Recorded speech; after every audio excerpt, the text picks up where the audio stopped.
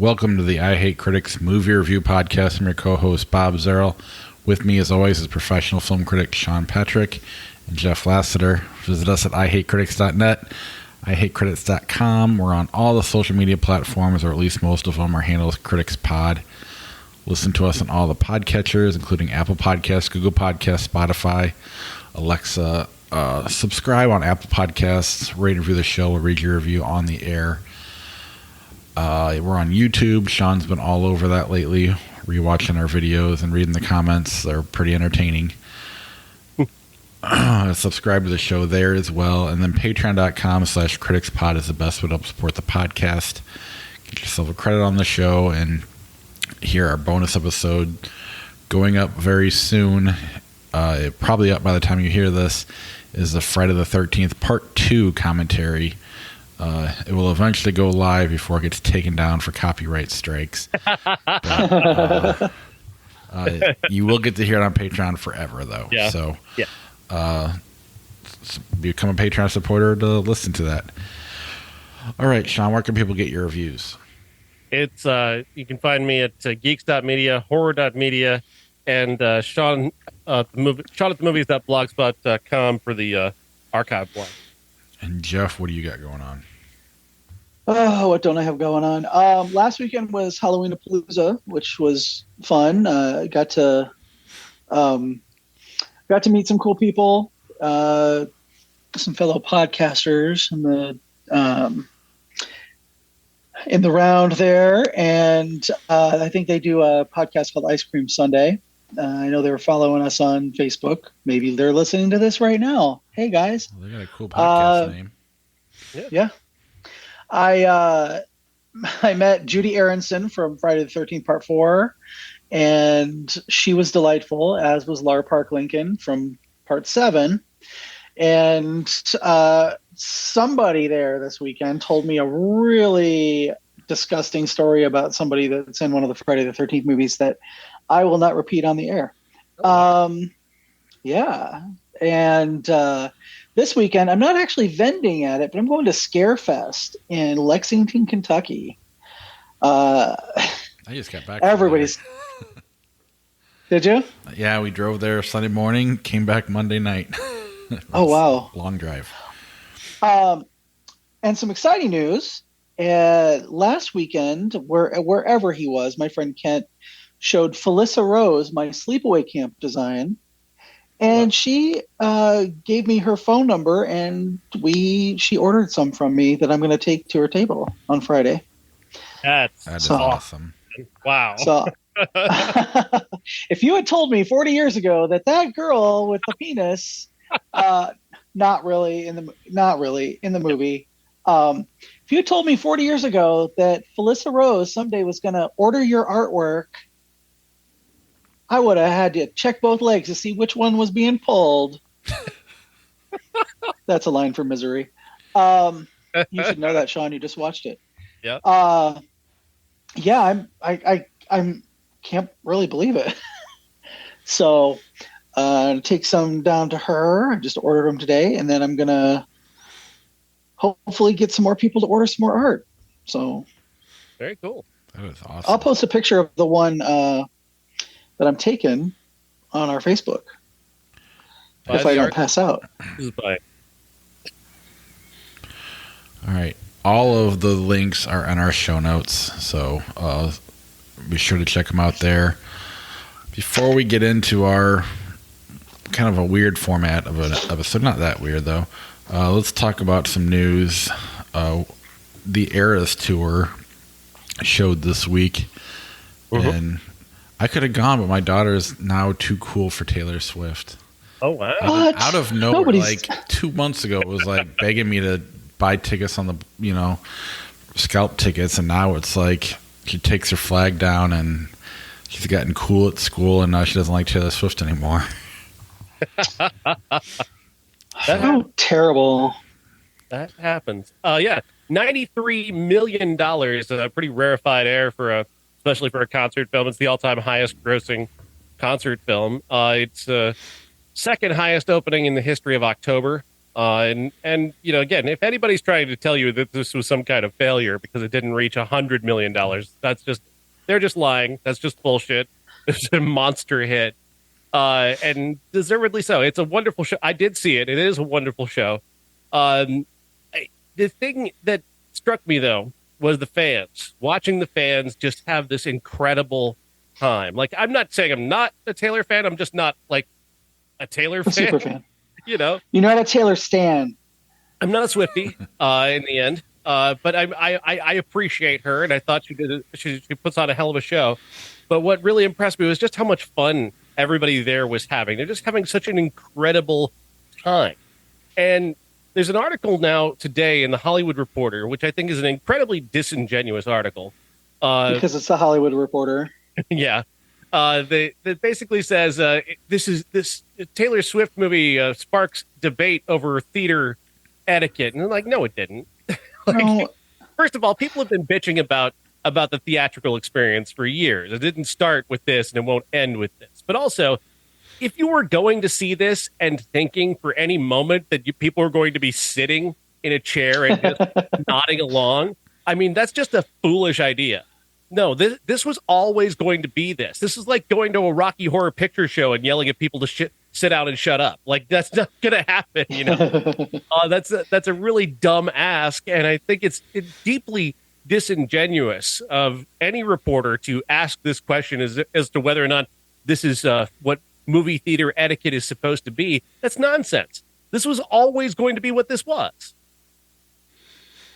Yeah, that's ridiculous. I mean, I thought it was funny when I saw on Twitter the big circle dance and everybody saying like Midsommar vibes. I enjoyed the TikTok videos of like all the kids dancing and then the dad's just sitting there like, when's this over?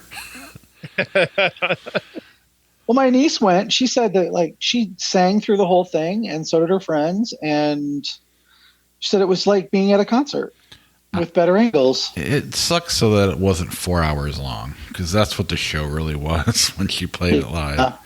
Yeah. So they cut out a lot of songs. I'm just glad they had fun. Like, if you're gonna how do you get mad at people for having fun? What is wrong? When you having fun in your life, that's when you get mad at Exactly. people for having fun. Exactly. You're just miserable. That's why we hate critics. But critics aren't the ones saying this.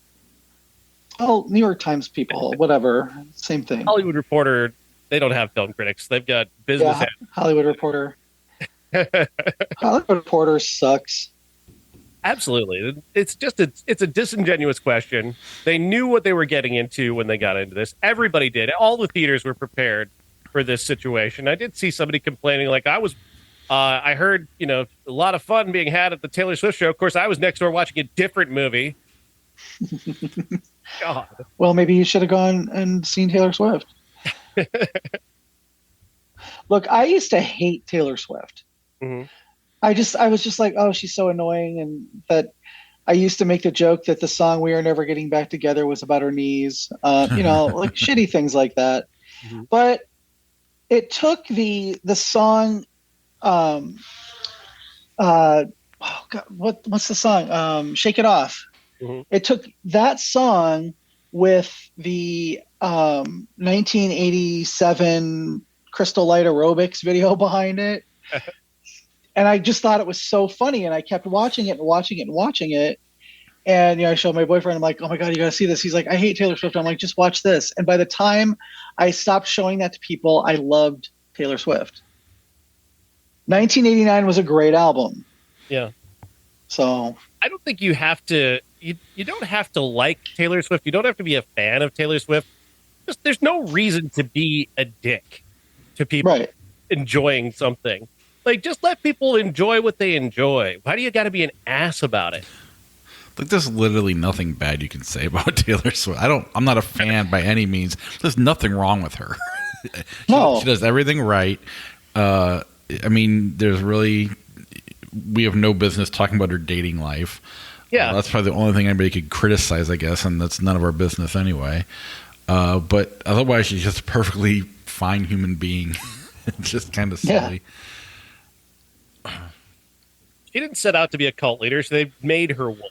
Jared Leto set out to be a cult leader. And nobody cares. Wanted that and can't get it. But she doesn't want that, and everyone keeps giving it to her to the point where people were asking what her dog was drinking at a football game. Her dog apparently had some kind of special water, and everybody's like, I got to get that water. Oh, my God. Do you remember Andrew Keegan? Yeah. Yeah, he was a thing for a minute. He's a cult leader. Yeah. I mean, just the fact, though, that, like, Travis Kelce's jerseys have sold more than, like, anybody ever. Because he's great. I like him. I've always been a casual fan of his.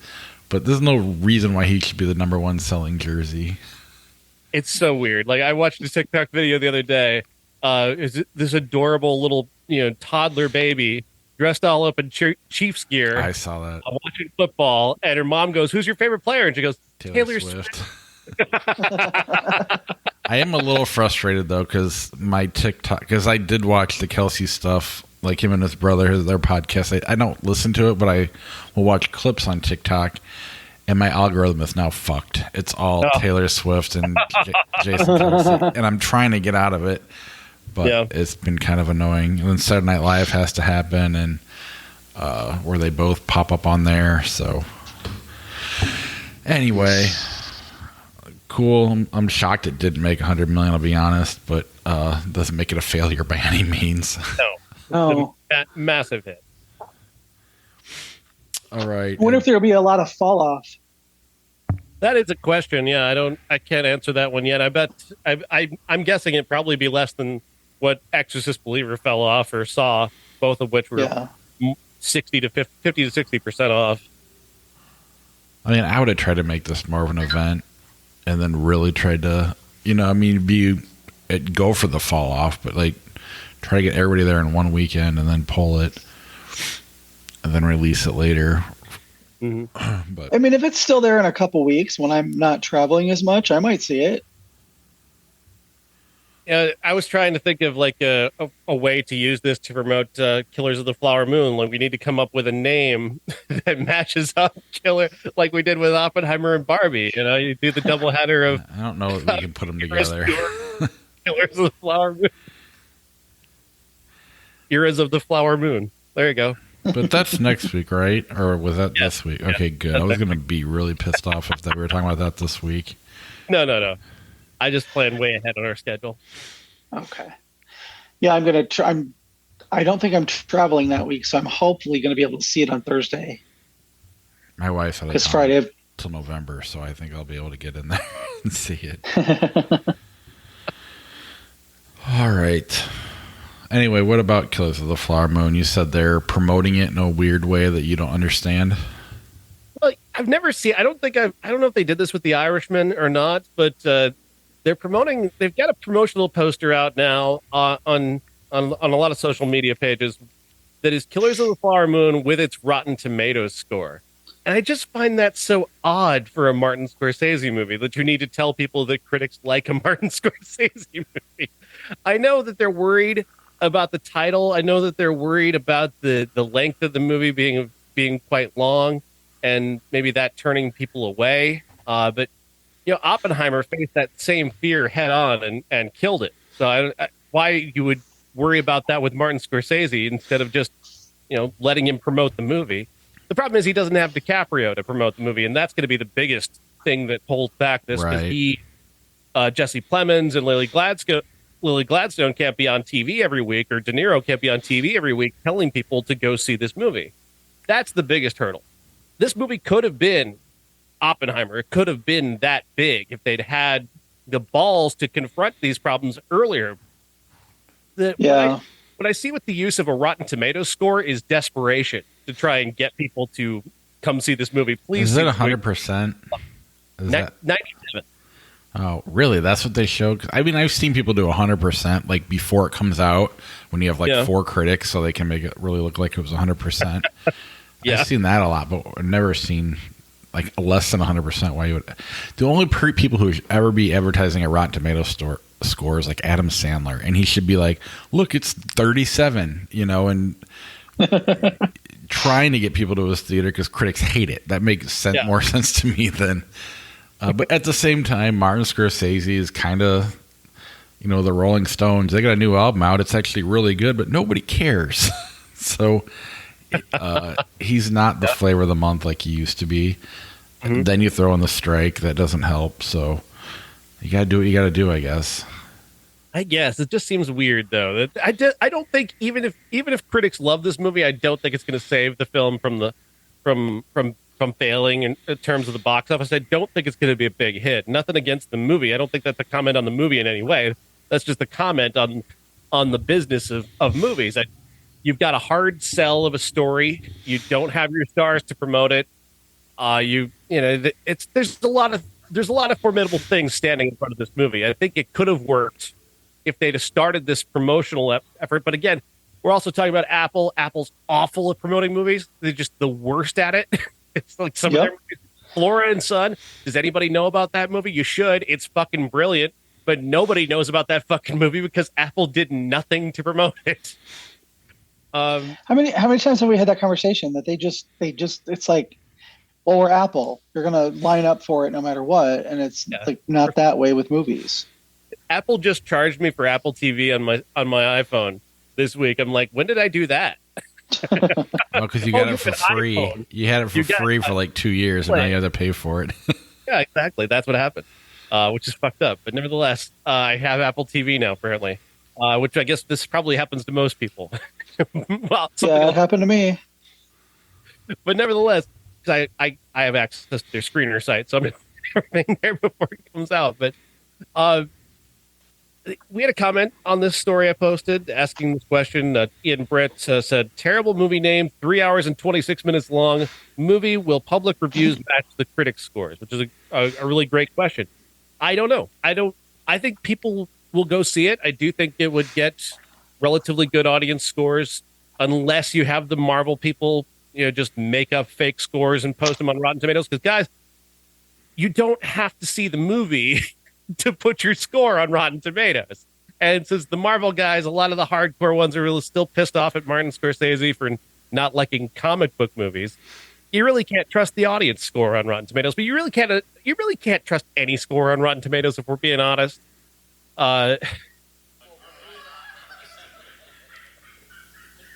What's going on? You all right? What's going? Oh, sorry, my phone just started going off.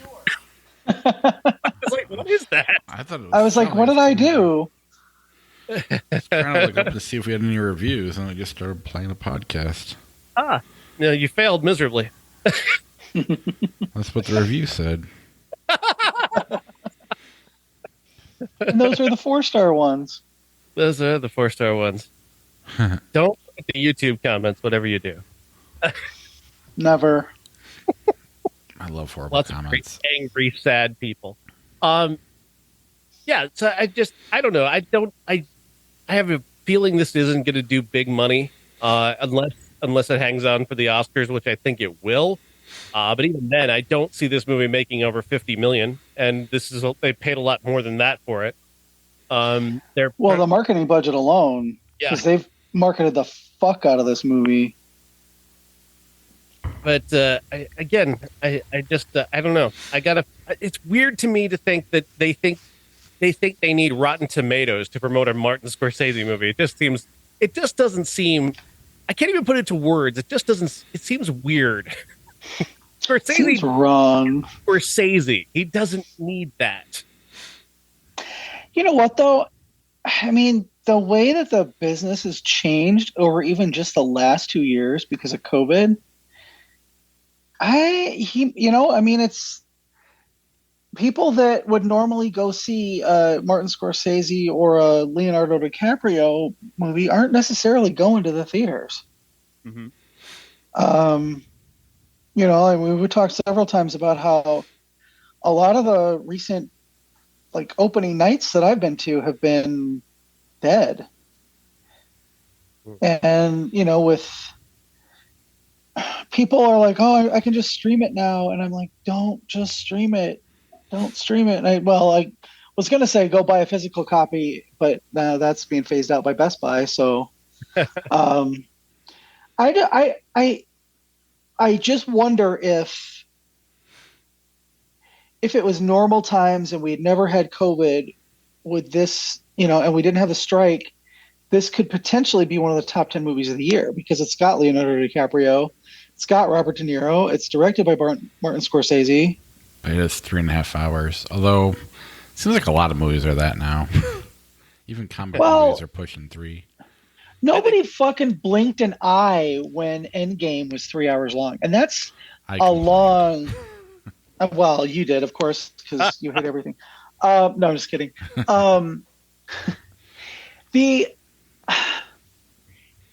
Nobody blinked an eye when it was that, but if it's something that's not Marvel or, I mean, I am personally somebody who likes a little shorter movie because I've got time constraints now with my job and whatever, but I'm like, do I wish Terrifier 2 had been about a half an hour shorter?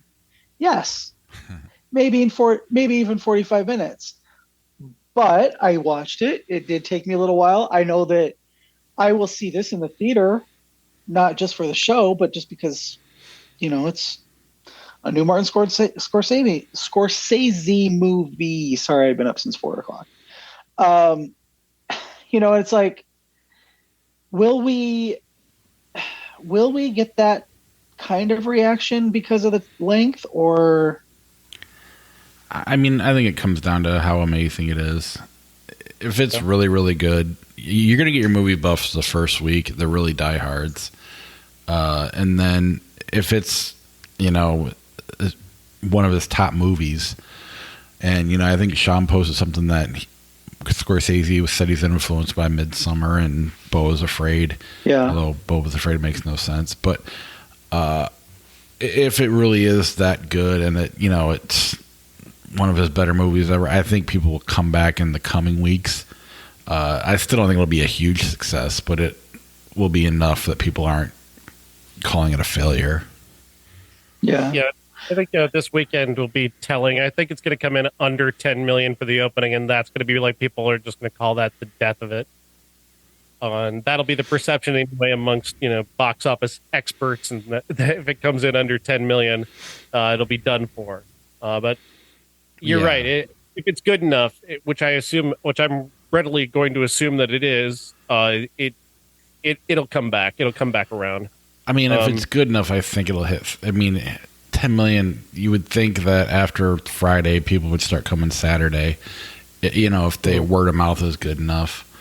So I would hope they get more than the 10 million. If it gets 10 million, it might be tough to come back from that, no matter how good it is. This is also coming from a guy who fell asleep during The Irishman, so what do I know? I watched Irishman twice in a week. Once for you, once for me. Yep. That was the plan. In fairness to myself, I was jet lagged. The theater was hot. The movie started an hour late because they were interested in the cast. And I was sitting between Martin Scorsese and Robert De Niro and just fell asleep. Oh, yeah. In case you didn't know, Sean was invited to, L.A. by Netflix to watch that movie. Yeah. And he fell asleep. All right. This week we have one new movie to talk about. 3 movies we just randomly picked, and then a movie from 1993. Let's start with Fair Play. Fair Play on Netflix, directed by Chloe Dumont and starring Alden Ehrenreich and Phoebe Dynevor, is the story of a couple who both work on Wall Street. They have just gotten engaged, and there's now a promotion that's coming up. They assume that Alden Ehrenreich's character is going to get this promotion. There's been talk around the office that he's going to get it, and then he doesn't. And she does. And naturally, this leads to a lot of problems in their relationship. He tries to be supportive. He tries to be there for her. At the same time, they also can't reveal that they're in a relationship out of risk that one of them will lose their job. So they've got to keep that quiet while also trying to, maintain the relationship they had before this promotion came in and kind of messed up their lives. They're still planning on towards a wedding. Eventually, how they'll do that again while trying to hide it all is creating new tensions. That all sounds very basic, but what Chloe Dumont does in the direction of this movie is so smart and so powerful. Because I went through this movie, like the first 2/3 of this movie, I was really thinking this was a vile, ugly, nasty movie that I was really not wanting to be part of. And then there's this turn that happened about just at the end of the second act. There is a scene that caused me so much secondhand embarrassment, I had to stop the movie and walk away. Alden Ehrenreich is trying to get a promotion. He's on his knees. He's begging his boss, and a thing happens, and I had to stop. It was so hard to watch, and it just clicked at that moment what Chloe Domon is doing with her camera and forcing you to be in that moment, and really just forcing you to be witness to all these very uncomfortable, very hard to watch moments. Her camera is unblinking. It doesn't move, is static, just forcing you into this moment. And it's a really incredible way to direct a movie. And she talked about actually how she blocked scenes specifically to put you even closer to the action in many ways. Throughout the movie, you'll see that, the sets seem to shrink. It's because it's about creating even more and more tension visually behind what's happening, in the story. It's just, which is incredible, smart directing. And she's a really incredible director. She did episodes of Succession, which is a very good show, but she's a really talented feature director, and she makes a hell of a debut here. Did you see it, Jeff? I did not. I was traveling all weekend. Yeah, it is really amazing. Even like the first 2/3, I think if you go back and watch it again, she even makes you kind of you're in that relationship. Like she pulls you in so much so that you're not necessarily either one of them, and because they're both kind of shitty in different ways. And I don't know, it's a movie you experience. We've had a couple of these. I can't think of the names of them, but I think Adam Driver has been in a movie like this with Scarlett Johansson, maybe, and the one that A Marriage Story, Denzel's kid did. Marie, good one, good comparison. Yeah, I mean, it's just an experience. It's hard to watch. And hard to watch. I mean, yeah, Sean got up and walked away. That's how hard to watch it is. It's. I came back and finished it because it did. Yeah, like I said, it clicked with me. But yeah, but it's gonna pull you in, and I don't know. It's a lesser movie would have, just picked one of the characters to be the good guy or the bad guy, and instead it was just real. They just did a good job of making it realistic, and I don't know. Everybody in it had good qualities and bad qualities, and it was just kind of a real life story, but very dramatic and very stressful, and it'll make you hate Wall Street even more than you already did. Oh yeah, possibly even relationships. They're just guessing. They're just all the time. They are just guessing and then basing it on like inside information that they're not supposed to have. Yeah, Wall Street is gross. And this movie reflects that, and at the same time, it's also reflecting just these two soulless, empty people. Right. There's a scene early on where they're having sex, and he's going down on her, and it turns out she's on her period. And I mean, the boldness of that scene to throw that in so early before we've gotten to know these characters. Wow, that is a choice. Sean, don't you know that a period ain't stopping nothing but a second, but a sentence? You need to watch that scene. Followed by him fumbling a ring out of his pocket and going, "Oh, you want to get married?" Well, it's still covered in blood. Covered in period blood. Wow. And it's not a comedy. Not a comedy. You know what, though? The premise could be a comedy. Oh, for sure. Yeah, you could take it in that direction. Absolutely. You could make this a Seth Rogen movie. It's not. As you were describing the plot, I was like, is this a comedy or a drama? Yeah. It's a drama, hardcore. I mean, borderline a thriller. I mean, you get caught up in it, and it's. I don't know. I really recommend it. It's very, very good. It will turn people off. Oh, definitely. This was not a movie for everybody. But it was. If you heard me you just heard me describe that period blood scene. If you can't take that, don't watch this movie. Because that's literally the tip of the iceberg. Because there's so much. Even forget the grossness, just the emotional toll you go through watching this for the characters is pretty intense and really well done. So you said this is a debut for her? Yeah, as a feature director, yeah.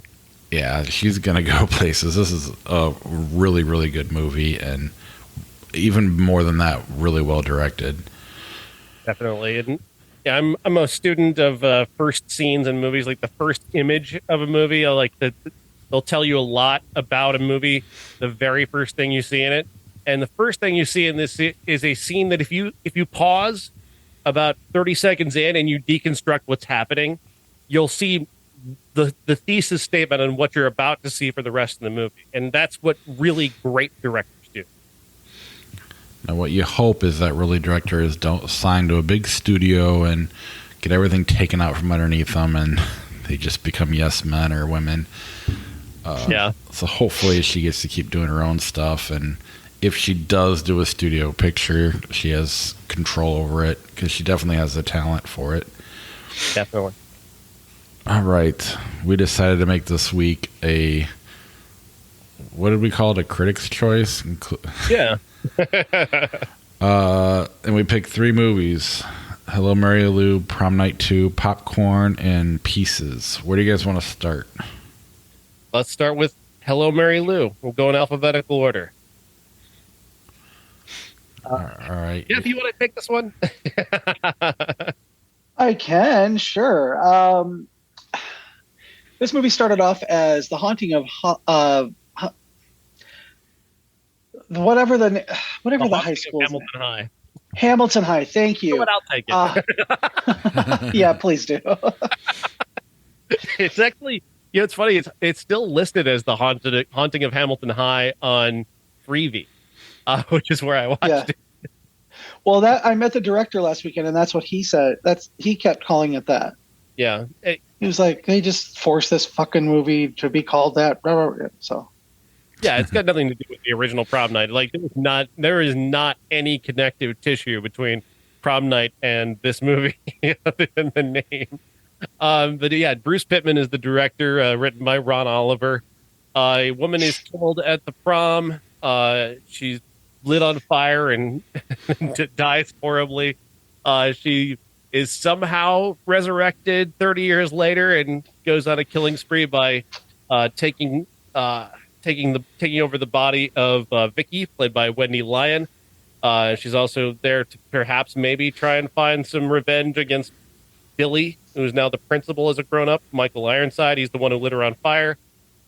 He's got a son who's dating Vicky, blah, blah, blah. There are a lot of good things about this and a whole lot of failed logic throughout this. A lot of shit that doesn't make any sense and doesn't seem to take enough care to make sense.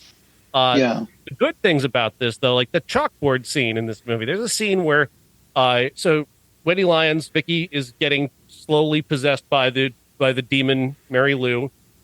She's in detention by herself in the school. She walks up to the chalkboard. It says, "Help me." She reaches up to kind of touch the chalkboard, and her hand gets grabbed, and she gets pulled into the chalkboard, which turns into this swirling vortex of water. That is a phenomenal scene of just awesome practical effects and a really good scare. But then the movie just does other bullshit. I mean, I didn't expect it to do anything other than other bullshit, so it kind of worked for me. I mean, it was kind of what I expected it to be, and I had fun watching it. It's not a good movie. It's not really well acted. It's not really well directed, but it's got some cool set pieces, like the hobby horse that comes to life and starts licking itself. And yeah, why? What was that? I don't know. Why not? It does. You know what? I'm guessing, and I should have asked Bruce Pittman this. Why? Was it? Well, yeah. Why? Why is this entire movie? Why is this movie? Why? So, full disclosure, my friend Joe loves this is his favorite movie. He has a 35 millimeter print of it. He has Why? Bruce Pittman gave him the crew jacket that says "The Haunting of Hamilton High" on it. Um, he's got figurines. He commissioned me to do a Mary Lou poster. You name it. He loves this movie, and it's one of those things where you just latch onto it, I guess. And I give him some shit about it. Our friend Raph gives him even more shit about it. Anytime he mentions it, Raph is on there like telling him how bad the movie is. We went to the drive-in and this was playing. I didn't get to watch much of it, but Joe was there. You know, he arranged for Bruce Pittman to be there, and he was just like a pig in shit all weekend, and he just loved it. And that's what I like about it, is that it inspired this love. Incidentally, he loved this sandwich that the Skyline Drive-In had called the pretzel loin, which is a tenderloin between two pretzels. Not a pretzel bun, two actual pretzels. Wow. And I had one, and I waited 2 hours for it, and it was horrible. So I told Joe the next day, I said, he goes, "Did you like your sandwich?" I said, "This sandwich is the Hello Mary Lou of sandwiches. You love it, and everybody else hates it." So yeah, it's it was pretty bad. Yeah, the movie's not good, but it's like kitschy fun. That's the only thing you get going into this.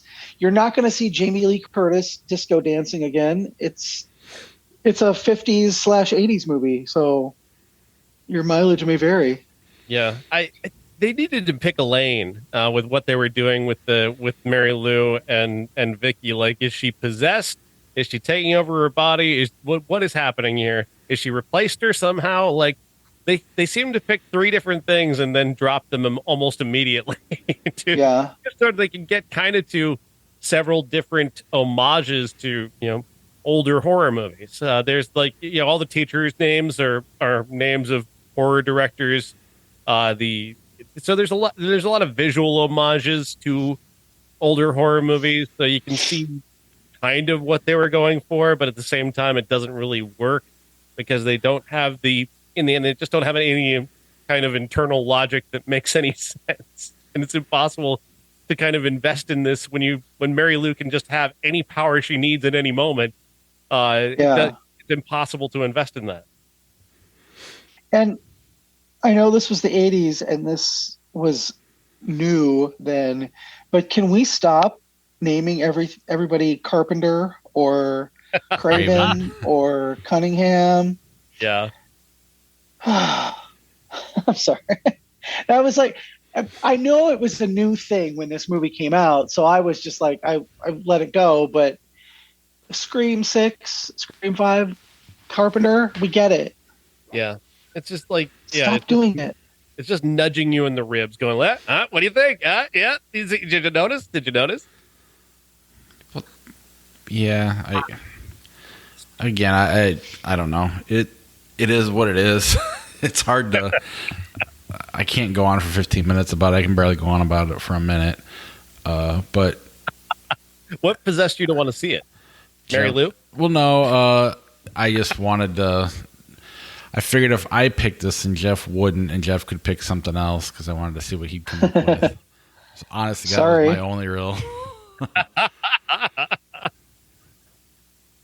Fair enough. And I hadn't seen it, so why not?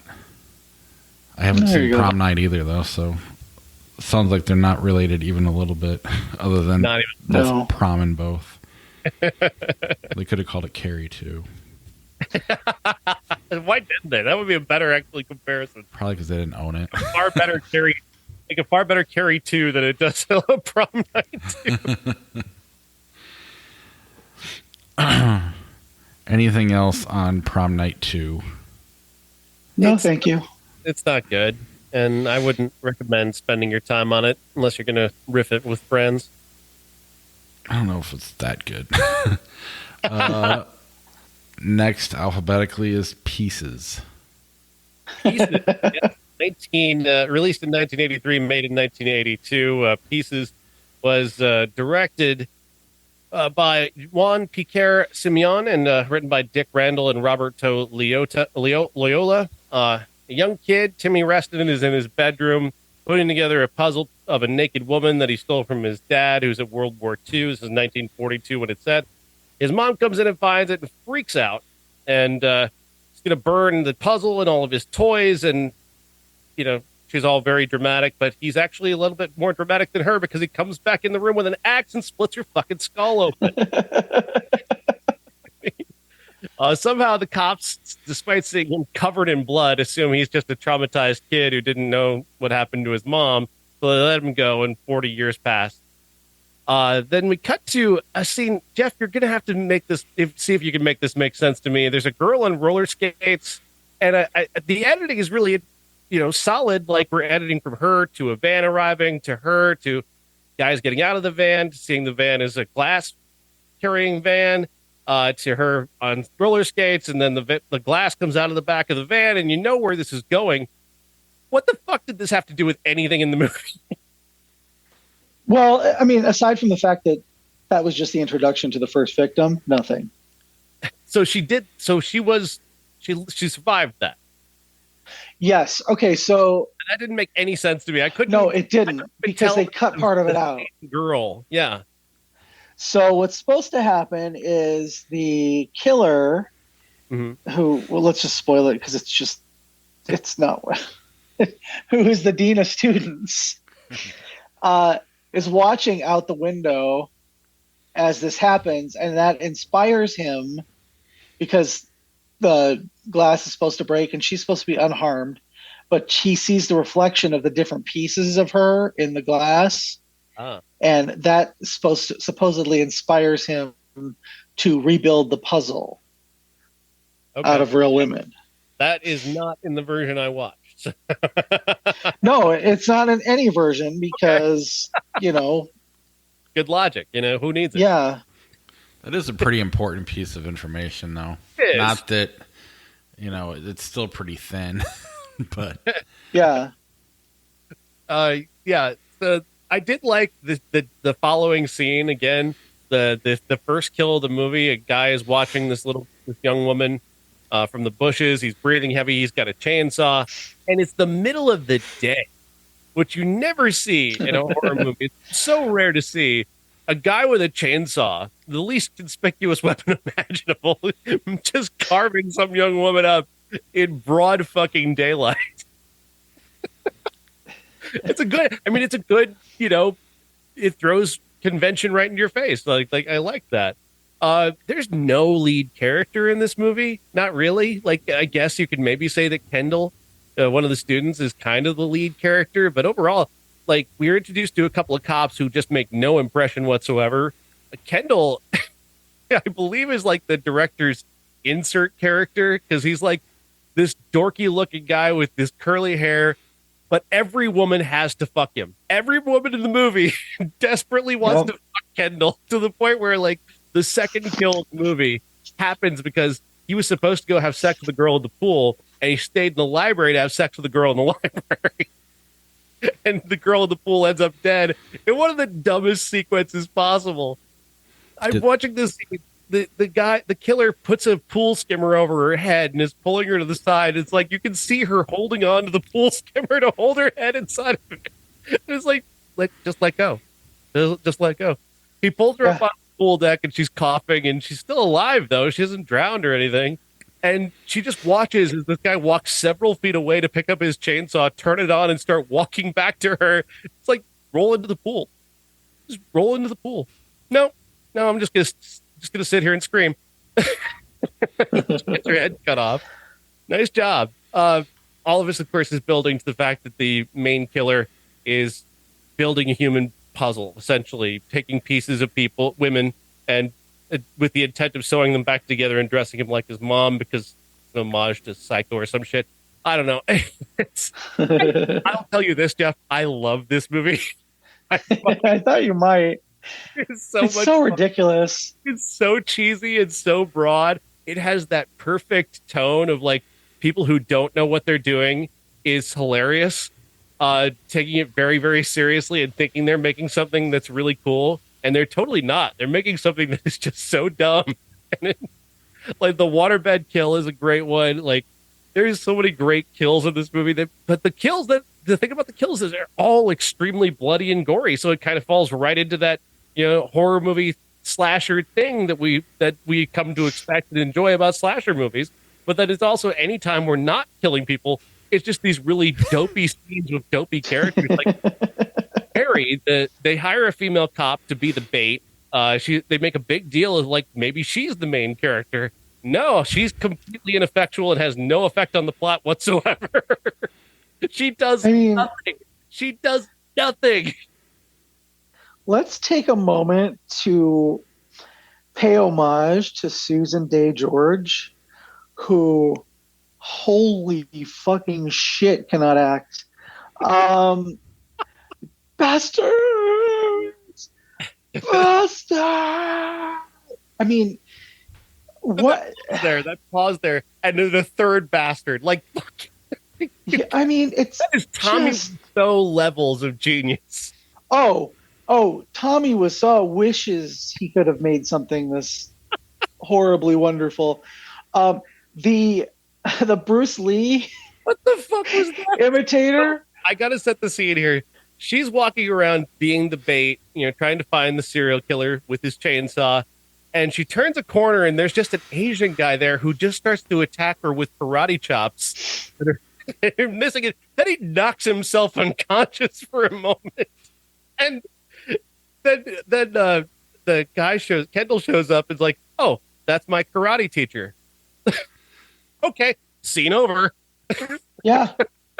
Have a good night, man. And like, so, okay. One thing about this movie too is it was made in Spain with all actors who, the only two American actors in it were Susan Day George and Christopher George, and they even overdubbed their own lines, but everybody like was speaking with a Spanish accent because it was all Spanish, and it's supposed to be like a Italian giallo movie kind of killer, but I mean, the overdubbing is so bad.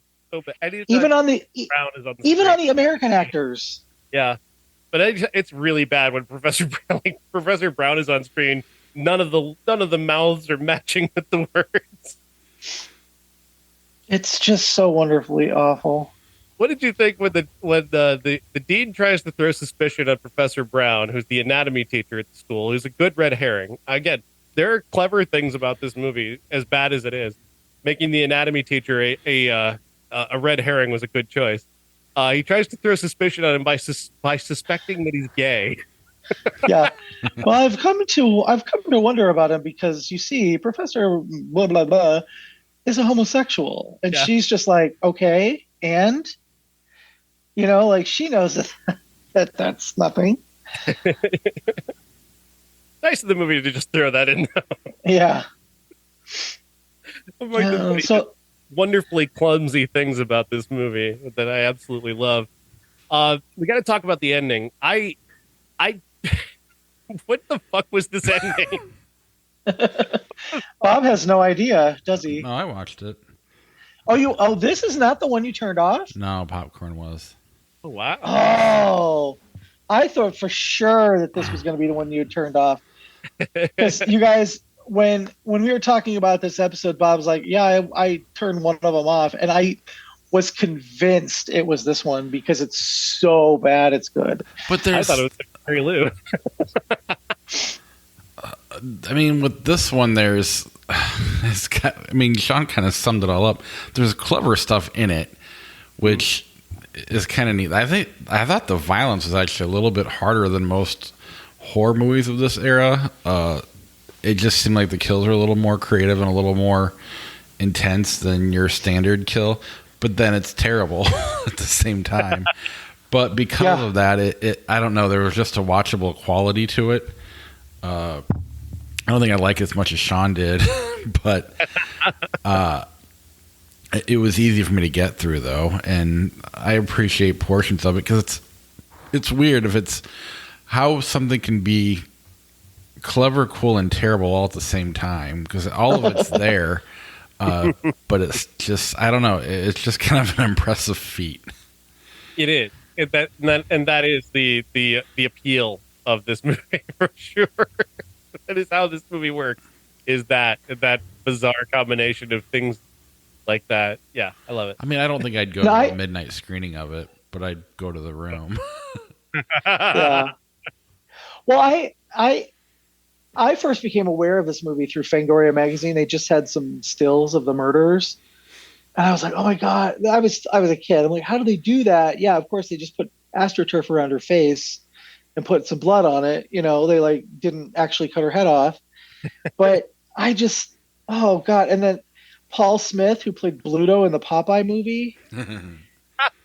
Oh my god, yeah, miss, you can get the hell out of there. You know, he's just the worst. Everybody in it is like doing their worst to oh god, it's the only person who's not doing his worst is Kendall. He's the one who he's like actively, earnestly acting. You know, he's not like throwing every line reading against the wall to see what sticks. He's just really committed to it. Did he write and direct the movie? No. Well, I said he was the insert character because like literally he sleeps with every woman you see in the movie or tries to, and like every woman is not only that, every woman is just aching to sleep with him, and that's the point of the scenes that they're in with him, is that they're aching to sleep with him. But I gotta say, he might not be the insert character considering what happens to him at the end, which is totally random. So random. They found the body that the demon, who was getting the randomly assigned killer here, because they did not have any logic or care. They just like, that guy, he's the killer. They find the body that's been assembling and putting into his mom's clothes and shoes. It falls out of a closet and hits the ground, and that's, you know, kind of the big, and it falls on Kendall, so he's like really, you know, fucked up about it, which reaction. He goes to grab his jacket at the end, and then for some reason, the puzzle piece human being zombie just comes back to life and claws his dick off. Through jeans. Through jeans. Yeah. What? Why? What? Why though? Forget why. How? I mean, there's just. I mean, it's Carrie White burns in hell. It's Jason jumping out of the lake. Except for those, at least are a fun jump scare. Yeah, you can at least somewhat work with that, and you know, be scared by it. There's no rhyme or reason for this ending. They're clearly trying to do what you said, but it doesn't work in this one. But it is so funny because it is so jarring. Like so many things in this movie, so many of the choices in this movie, they're just so jarring. And you're kind of, I was kind of in awe of the choices in this movie. Oftentimes, like, you know what? That's really stupid, but I'm glad you tried that. Right. I mean, that's the thing is I kind of assumed all three of these movies were going to be like Prom Night 2.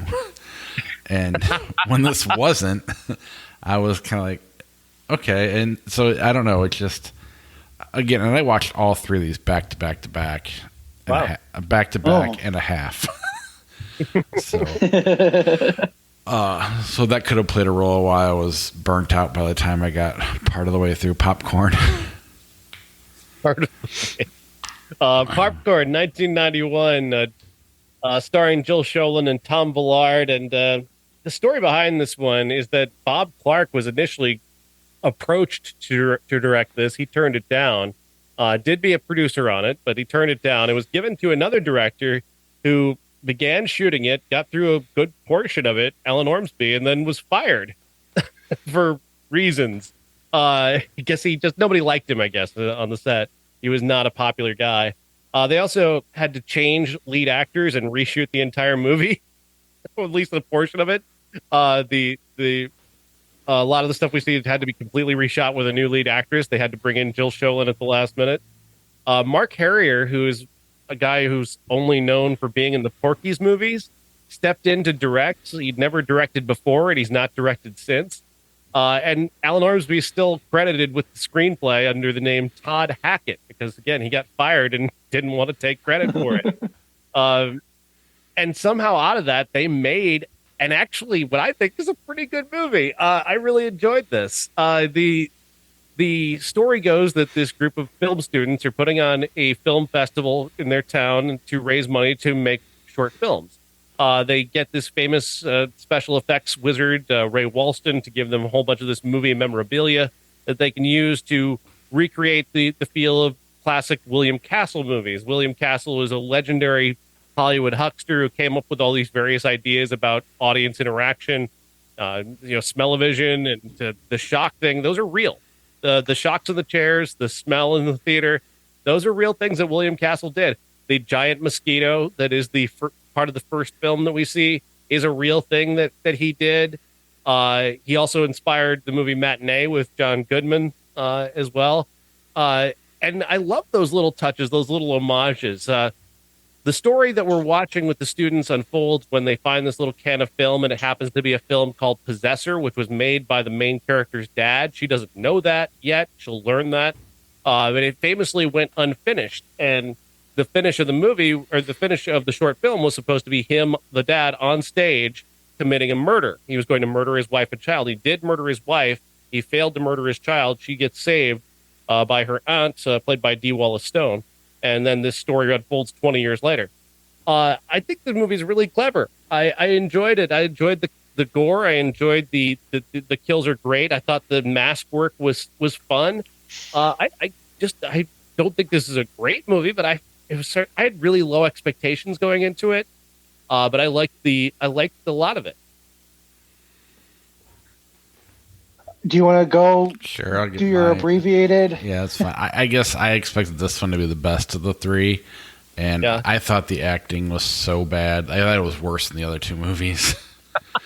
What? And again, I don't know how far I really got into it, and I also it was back to back to back, and so I was a little bit burnt out. But I just thought the acting was so bad I couldn't get into it. And maybe I just needed a break and need to come back to it later, but it was rough for me. Sorry. I particularly like Tom Villard.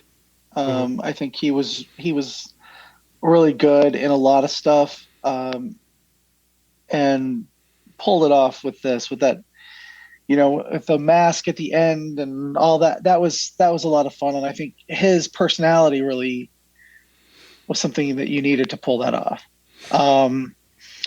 I see what Bob says, the acting is not great. Jill Schoelen is a face and a personality, and she's like when you can't really afford Jennifer Connelly, you get Jill Schoelen. And or to put it for modern audiences, she's like when you order Jennifer Connelly off of Temu. But she's fine. She's fine. I love that Dee Wallace is in it. I had fun. I liked that it was kind of an education for people about how, William Castle did things, and so weird. But I think that it does fall apart towards the end a little bit because it's kind of convoluted when they get to this, your dad was this and this and this. But overall, I think it's one of it's the best made movie of the three that we watched this week. It looks good. It sounds good. It has script that is coherent, unlike pieces where they just like just a bunch of pieces. Improvise half the movie. Yeah really. I think it looks the best of the three. Pieces is more enjoyable for me just because it's so wacky. But I didn't hate this enough to turn it off. I was packing to go to Halloween-a-Palooza, so towards the end, I'm like, all right, I'm just kind of coming in and out. But the last 5 minutes of it, I sat and watched just to see how it came out. So, well, and Josh always talked about the film grain, and I don't know, something about just the way it looked actually took me out of it too. And again, it was the mood I was in when I got to it. Maybe I need to watch it again and come back next week. There are no wrong answers here. There's no wrong answers here. Like I said, I liked it. I like Tom Villard a lot. I think he's got one of those memorable faces. When you see him, you recognize him. He was great in One Crazy Summer as Bobcat Goldthwait's brother. They had a wonderful comic dynamic in that movie. And like you said, you've seen him in dozens of other things. And I thought he was an effective villain. I like there's a bit of misdirection in there. Is her dad alive? Is he not alive? Why is anyone doing this? And there was a certain internal logic to it that made sense enough for me. I like the kills. I like the way the people died in the movie. I thought they had a clever handle on that. Using each of the elements of the electric shock and the bug and the the smell, all of that. They use those things to make their kills, and that worked on me. I also I think there's such an amount of love for movies, especially William Castle movies like The Tingler, the work of Vincent Price, that kind of stuff. There's so much love for that I kind of have a secondhand love based off of just on the homages alone. But we hated the homages in Prom Night 2. No, I mean, I'll be honest. I turned it off after the first scene because I thought it was a really bad scene. And I was like, this is not going to be good. So maybe I'll give it another shot. And you sat through pieces. I was doing other things, though. If popcorn had come first, I probably would have turned pieces off, if I'm being honest. It's a long day, 6 hours or whatever. Or what ended up being 4 hours and 15 minutes. Pieces is terrific, and I love it. All right. 93 Judgment Night came out. Yeah, Judgment Day is the WWE faction. Yeah. Judgment Night is Emilio Estevez, Cuba Gooding Jr., Jeremy Piven, Stephen Dorff, and Dennis Leary. Another week of Dennis Leary in a movie. I could do without some Dennis Leary. He was amazing, Demolition Man. He's just playing Dennis Leary in Demolition Man. Exactly. He's perfect. He's just playing Dennis Leary in this movie, apparently, too. That's all he can do. He's limited that way. He does Bill Hicks really well. Four morons get into a big motorhome, and they're going to a fight in the city of Chicago. They're apparently rube enough that they don't understand that Chicago has traffic, especially on a night when there's a big sporting event. So they end up getting stuck in traffic instead of getting to the fight. They take an off ramp into apparently a dystopian future Chicago that doesn't have any people in it, where they end up getting into a thing where they end up witnessing a murder done by Dennis Leary's character. Their motorhome gets burned up, and they have to run through the somehow empty streets of Chicago to find safety and I guess find home base and live through the night. This movie's terrible. It's just not fun. It's grim. It's dull. The most interesting thing about it was how Emilio Estevez ended up being in it. He was like the 7th choice they had for a lead actor. They had a window that they had to shoot this movie. Like, they had to start at this time. And they wanted, first, everybody wants Tom Cruise. You're not going to get Tom Cruise. They wanted Christian Slater. They couldn't get Christian Slater. They took it to John Cusack, maybe, and then he said no. Ray Liotta said no. And finally, fuck, we got to start in a week. What about Emilio Estevez? And Emilio goes, $4 million. Because he was available, and they had to start shooting. They're like, all right, Emilio Estevez it is. So they didn't try to get Charlie Sheen at all? I don't think so. I don't know. They maybe they took it to a lot of people before they took it to Emilio. I mean, you would think he'd be ahead of Emilio. But But yeah, that's how he ended. He might have also been shooting something at the time. Because, like I said, a lot of guys turned it down not because they didn't like it, but because they just weren't available or couldn't start on the date that they set themselves to start. They were going to start on this date no matter what, and that's how they ended up, where they ended up, I guess. It's not a good movie. It's not. It's a movie that wants it both ways. It wants to portray, the decaying urban jungle of Chicago that is so incredibly dangerous, but it also wants to have like, oh no, don't worry, the bad guy's a white guy. Like, we know what you're doing here. You're being disingenuous about what you're doing here, but we know what you're doing.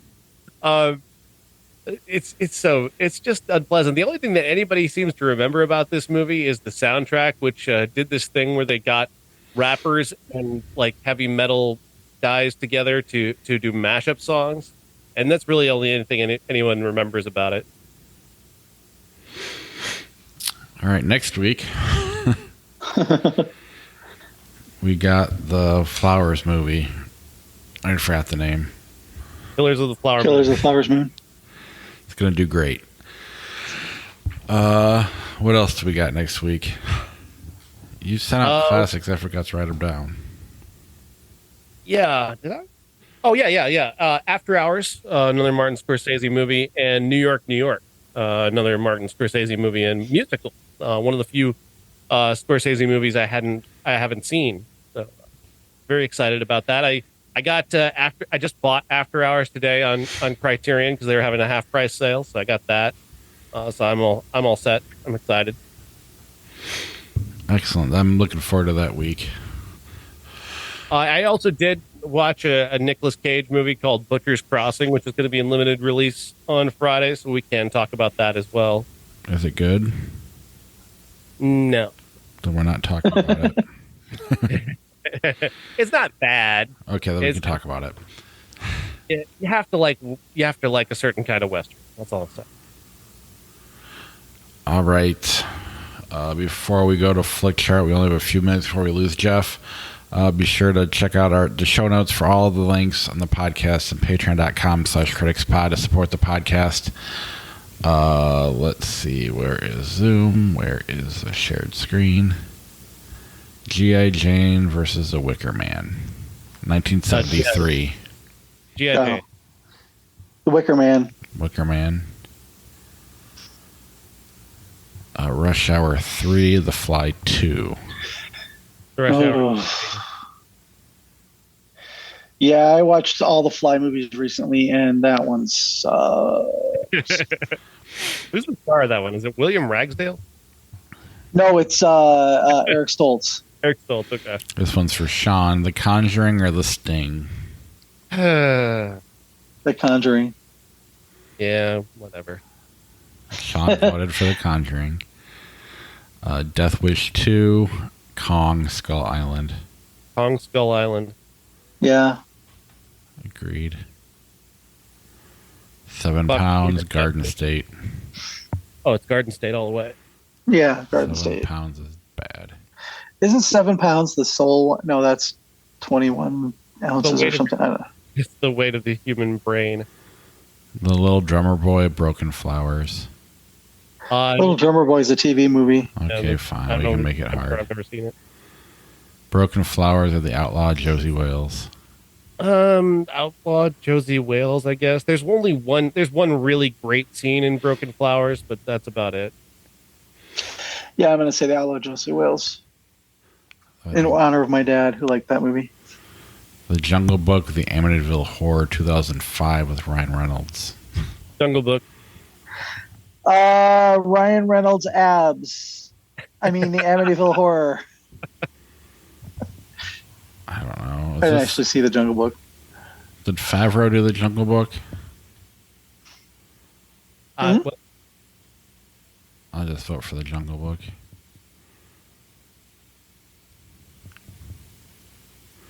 Sicario, Hot Fuzz. Sicario. Yeah, I hated Hot Fuzz. Same.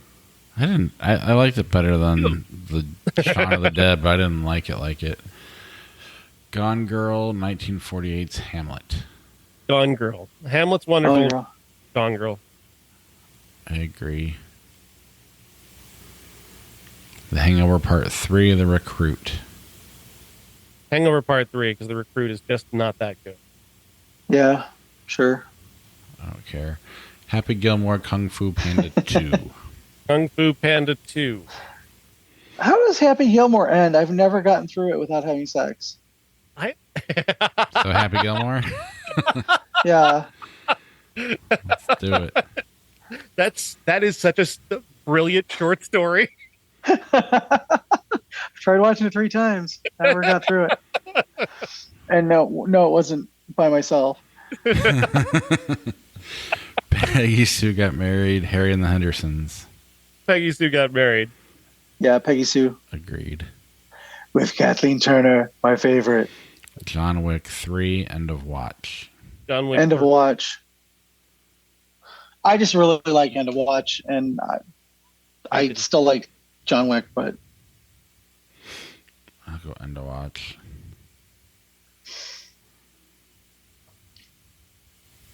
The Shining Apocalypto. The Shining. definitely. Agreed. Percy Jackson and the Olympians. Enchanted. Enchanted. Enchanted. That was cute. Halloween 07, The Little Mermaid 89. Little Mermaid. Little Mermaid. The Fifth Element, Gerald's Game. Oh. Yeah. The Fifth Element, although Gerald's Game did... No, I'm going to pick Gerald's Game because it was a great movie. It was a great movie from a book that you could not adapt. And Mike Flanagan fucking knocked it out of the park. And he deserves a little recognition for it. So I liked it a lot. But The Fifth Element's kind of a classic. I've never read the book though, so that's... the book is... I've read the book twice. It was the last book my dad ever read. And he just was like, telling me how good he thought it was. And it's the scariest book by Stephen King ever. I just like I still get chills when I think of her trapped, handcuffed to the bed with her dead husband being eaten by a dog on the floor, and in the dark she sees the Nightmare Man. And I always pictured him as the you remember Hellraiser, the end where the guy's eating the crickets off the beard and he walks into the fire? Do you guys remember that? That's who I pictured the Midnight Man as, and it just scared the fuck out of me when I was reading it the first time. What are you picking, Sean? Fifth Element. He hates Gerald's Game. I don't hate it. I read the book. I'm just kidding. Did you? I like the movie. I never read the book though.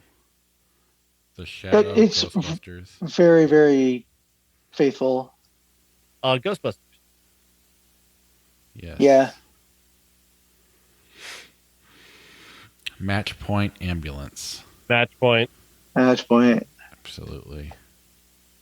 Ambulance. The One, Jackass. Jackass. Jackass.